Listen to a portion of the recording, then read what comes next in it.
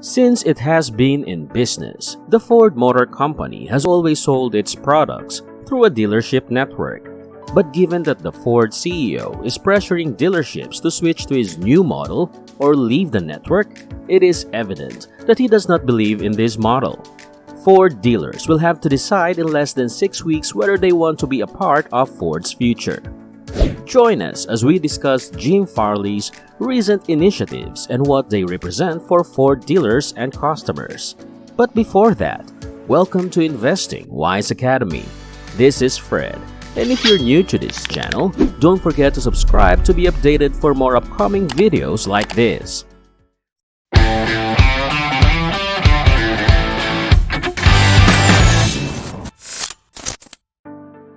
Ford has unveiled what they call a certification to enhance the EV purchasing experience. A dealer can sell up to 40 electric vehicles provided they have the necessary certification. Otherwise, they must continue selling cars with internal combustion engines. The issue is that the certification will cost $1.2 million, and Ford dealers must confirm their participation by the end of October. In addition, dealers must adhere to 5 requirements that safeguard the Ford brand and customers in addition to the investment. It's crucial to comprehend why these standards have been implemented before we delve further into their specifics. Due to price gouging, these dealers, particularly Ford dealers, have recently faced extremely negative criticism. This is because they have misused their position in favor of profit over the past few years, adding markups to new cars during periods of low inventory and high demand for new vehicles. It is not an isolated incident, but one dealership marked up its Ford F-150 Lightnings by $50,000 over the suggested retail value. When it came time for customers to pick up their ordered cars, the dealer would raise the price by an additional $10 to $15, or in one instance, $50,000. The client would be angry about it, but there was little the customer could do because Ford had lost all control. The dealerships had the final say over the transaction. If the consumer paid, they would feel duped and have a sour taste in their mouth. If they refused to accept their order and left, the dealer was entitled to keep the automobile and resell it to the subsequent buyer for a higher price. Both situations result in consumer losses and harm to the Ford brand. Ford dealerships around the country will have to decide between 3 options over the next 6 weeks. The first alternative is to obtain the Model E Elite certification, which calls for installing 2 or more Level 3 DC fast charging stations, a Level 2 charger, and opening 1 Level 3 charger to the general public. For the dealership, this would cost between $1 and $1.2 million. With 90% of that amount going towards purchasing and installing the charging equipment alone. The second option is to become Model E certified dealers, which costs $500,000 to complete and only requires the installation of 1 Level 3 charging station. Ford will only provide Model E certified dealers with a certain number of electric vehicles to sell each year to prevent all dealers from opting for the less expensive Model E certification regardless of size, with the same restricted number of EVs for each. Ford stated that these stores would only receive enough electric vehicles for its most devoted clients, even if they haven't released the precise numbers yet. The third choice is to sell all electric vehicles until 2027. Unfortunately, this choice will lead to the demise of vendors. Over the next 10 years, new internal combustion engine automobile sales will decline significantly. By 2023, the American administration hopes to have at least 50 of the country's newly purchased vehicles to be electric.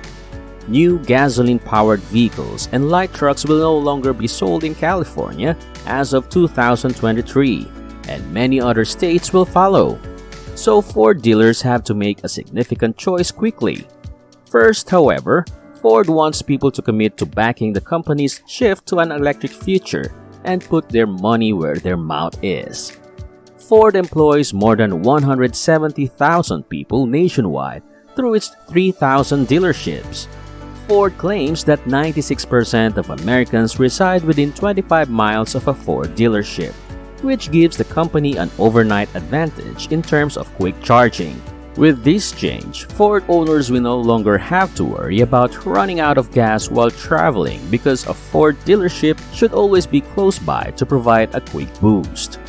In 1914, Henry Ford formally formed a network of dealerships, and the dealership concept quickly gained popularity. The dealerships we are all familiar with today had extensive showrooms by the 1930s, and not much has changed since. Before Tesla defied convention and established an online model with complete price transparency, the dealership model was always accepted as how things are done. Jim Farley has acknowledged that Ford's business is weak due to markups and ballpark pricing and is taking action to address the issue. Tim Hovick, a dealer in Nevada, expressed his support for the proposition by saying, "The dealer body agrees with Jim's evaluation. We very much want to be the most valuable franchise out there." To ensure the best customer experience, dealers must also agree to comply with the following 5 requirements in addition to the investment in the dealership that must be made before the end of 2022. Before we do that, make sure to finish this video to know the 5 requirements. And if you want to support this channel more, you might want to try Super Thanks, wherein your comments will be highlighted, or join our membership program. Number 1. Dealers must train their staff. To ensure they know the purchase and ownership of an EV so they can assist their customers, dealer teams must attend Ford's EV University. Number 2. Dealers must have charging facilities. They must offer separate public DC fast charges on the Blue Oval network and internal charging to sustain their fleet. Number 3. They must commit to the online model. For all sales of electric vehicles, dealers must offer transparent, non-negotiable prices. Ford will carefully watch to ensure that every customer pays the correct price for each car and that there are no price adjustments between ordering and delivery. Number 4. Intend to adhere to delivery standards. All EV purchases from dealers must be eligible for remote delivery. Number 5. Lastly, switch to digital. This one is less clear, but dealers will have to give Ford Pass subscribers benefits. Despite his belief that it might be one of their most significant advantages, Jim Farley isn't destroying the dealership model. He is, though, essentially tightening the reins. In a recent interview with Morgan Stanley, Farley said it's not that easy just to go straight and that it's practical to use a dealership when things go wrong with their automobiles. Once these standards are in place, we may switch to a more economical model for purchases while maintaining a physical backup in case something goes wrong. They are cars, therefore things will go wrong.